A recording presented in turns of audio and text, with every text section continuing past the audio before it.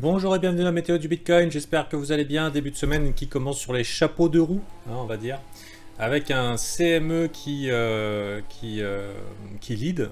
C'était la première chose que j'ai constatée au réveil, c'est que le CME avait 600 dollars au-dessus du prix du Bitcoin normal, avec donc une haute motivation des institutional investors d'être dedans.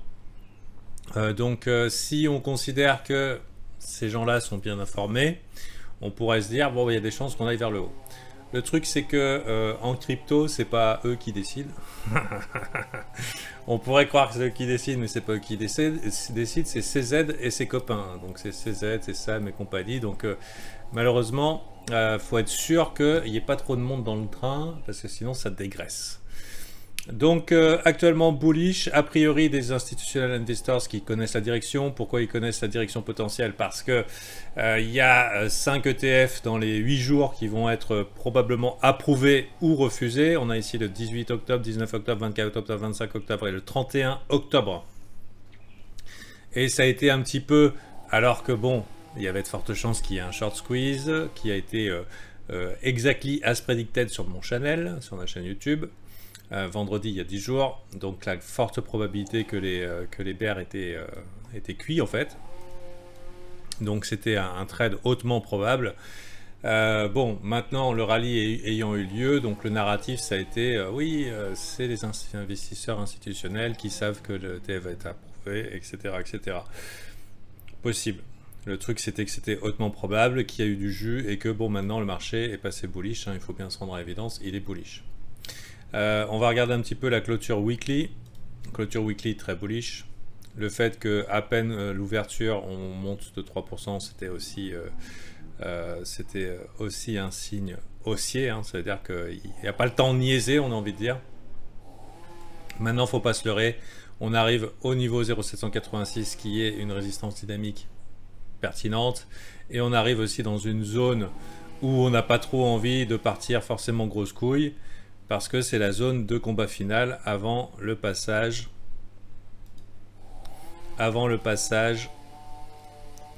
dans la magic zone, c'est-à-dire dans la découverte de prix.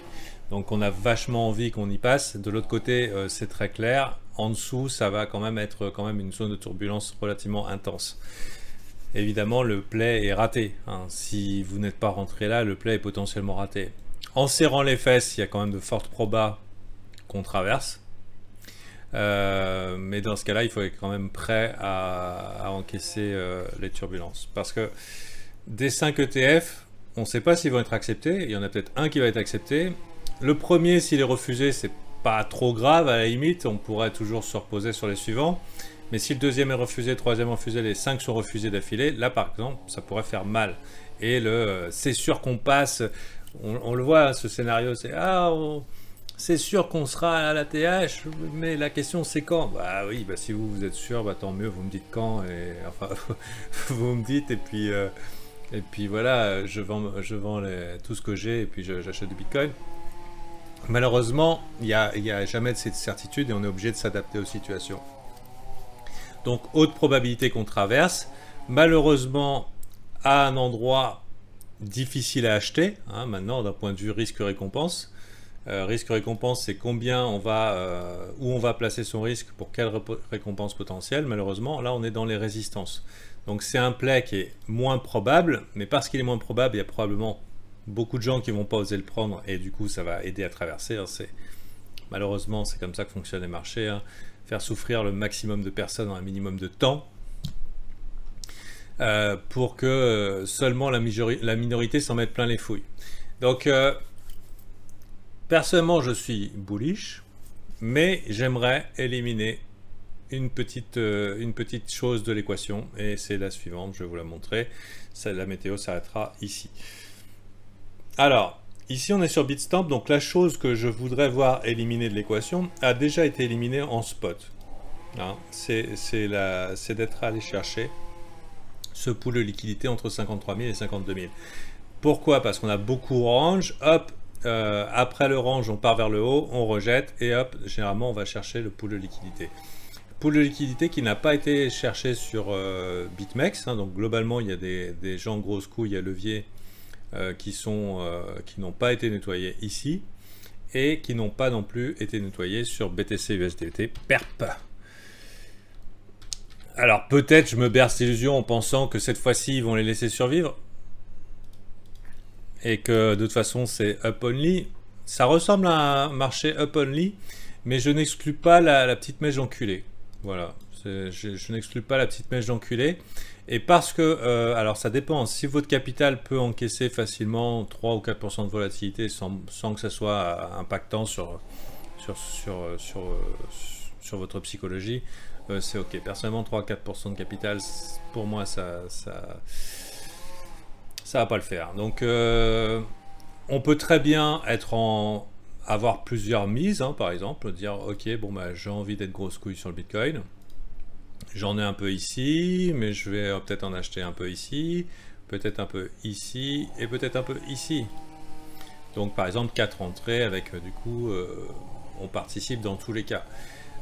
Ou alors être grosse couille, dire bon de toute façon cette volatilité là ne me fait pas peur, hein, le fait qu'on soit probablement encore dans un range et qu'il faut être sûr qu'on le pète. Ou alors simplement attendre la petite mèche d'enculé, ce que j'appelle une mèche d'escroc. Voilà. Ce que je voudrais faire remarquer ici, ça c'est la différence de prix entre les échanges et le spot, donc le spot et les dérivatifs, et on remarque depuis qu'on est arrivé dans ce range, hein, donc depuis les gens qui se sont dit ah bah finalement c'est bullish alors hein, 55 000, hein, bien sûr, depuis qu'ils se sont dit ça, hein, depuis qu'on a eu Suzu qui dit boule boule boule, hein, bien sûr, hein, Suzu, c'est toujours boule boule boule quand il a des bagues à distribuer. Et donc remarquez ici que par exemple ici on avait un premium sur le spot, un premium négatif, donc c'était il y avait des gros acheteurs tant qu'on était en bas et ça a duré un bon mois qu'on pourrait considérer comme étant de l'accumulation. Mon trading view qui galère.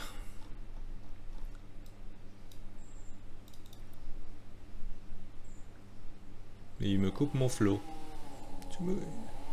Ça me fait penser à Cusco. Il a coupé le flow de l'empereur. Alors, ok, donc là, vous voyez, hein, accumulation en spot. Donc ça, c'est la différence de prix. Donc plus de 50 $ plus cher sur Coinbase que sur BitMEX. Et ici, depuis qu'on est arrivé dans cette zone qui fait sens, hein, on a plus de vendeurs. Donc, plus de gens qui courent après en dérivatif, en fait. Donc, potentiellement, un petit peu plus de turbulence, un petit peu plus dangereux. Voilà. Alors, très bien, si votre entrée, vous l'avez anticipé, bon, bah, c'est complètement ok de hold, hein, la tendance est haussière. Sinon, par ici, je garantirais pas qu'on aille direct traverser ici. Je pense que la traversée se fera peut-être en one shot à l'acceptation d'un ETF. Donc là, il faut être vachement attentif, mais en attendant, peut encore y avoir quelques petites mèches. Une fois cette pool de liquidité nettoyée ici, globalement la voie est libre, pour un Bitcoin très haussier. Alors ceci n'est pas un conseil d'investissement, mais j'aimerais quand même vous faire remarquer que si jamais le Bitcoin passe la TH, c'est pas la peine, enfin à mon humble avis, c'est pas la peine de dire ah je vais acheter cette alt là, c'est sûr celui qui va prendre, j'ai raté Bitcoin, je vais prendre celui-là. Parce qu'il peut nous faire un run de 3 mois en disant bam bam bam bam bam bam. Et il y en a qui risquent de comprendre ce que c'est l'expression Bitcoin is king. Il va falloir lui laisser le temps de se calmer. Ça veut dire qu'une fois qu'il est passé de l'autre côté du wormhole, du trou de verre, après on verra. Mais attention, parce que ça c'est le play du plus public d'aller chercher le dernier shitcoin à la mode. Et il y en a qui risquent de pas d'être un petit peu surpris d'être passé à côté de Mr Bitcoin. Parce que c'est lui qui fait la loi. Voilà. Et de temps en temps, il le rappelle. Voilà. Bon, c'est tout ce que j'ai à dire. Bien sûr, les plays probables, il y a des plays qui sont plus probables que d'autres. À partir du moment où on arrive dans une zone de prise de profit, et Scoop, c'est une zone de prise de profit. Zone de prise de profit, hein, vous connaissez, maintenant c'est connu maintenant en milieu français, la reload zone de Brian Pimish.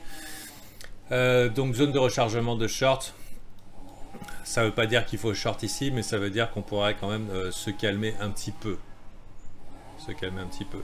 Maintenant, je n'exclus pas, avant la petite mèche d'escroc, qu'on pousse un petit peu plus loin.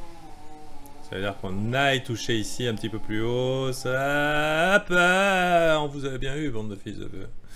Hein, vous voyez ce que je veux dire? Alors je vais essayer de vous la faire. Genre, ah ouais, c'était le breakout, ouais, Fantasio, t'étais bearish ici, tu te rends compte, hein, t'étais bearish ici. Ouais, j'étais bullish ici, mec. Voilà. C'est encore possible, et ça peut aller très vite, en fait. Il n'y aurait même pas besoin d'aller jusqu'aussi bas, parce qu'il y a quand même vraiment beaucoup de demandes, et il faut bien suivre l'action du prix. Il ne faut pas se leurrer, il y a quand même beaucoup de demandes. Donc je dirais que déjà, petite chasse au stop par ici, là, ça serait pas mal. Hein.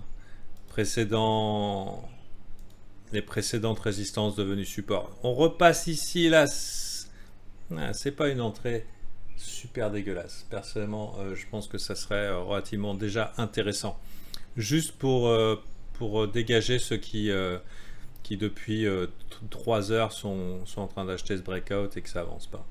Voilà, donc ça c'est pour des plays court terme. Voilà. Personnellement, je joue l'intraday le plus souvent et avec toujours une idée de la tendance générale, mais quand le marché me donne l'occasion d'être payé, ben, je prends les sous. Voilà, ça c'est pour mon plan personnel. Bien sûr, il faut suivre votre plan personnel. Et si vous n'êtes pas trader averti, que vous n'avez pas l'intention de devenir trader averti, hold un marché haussier, c'est la meilleure chose à faire. Il n'y a pas photo. Du coup, parce que vous éliminez la notion de temps. Voilà. Allez, bonne journée à vous. Ah, et rappel, jusqu'au 30 novembre, tic-tac, tic-tac, vous pourrez accéder à mon offre VIP à 50% de réduction, c'est-à-dire 19 € par mois pour plus d'1 heure de live de qualité par jour. C'est quand même énorme. Et devenir vous aussi autonome. Voilà, c'est le but, c'est de faire de vous des gens autonomes et surtout capables de survivre, y compris de l'autre côté de la vague, hein, celle où le trading c'est pas facile. Bon allez, bonne journée.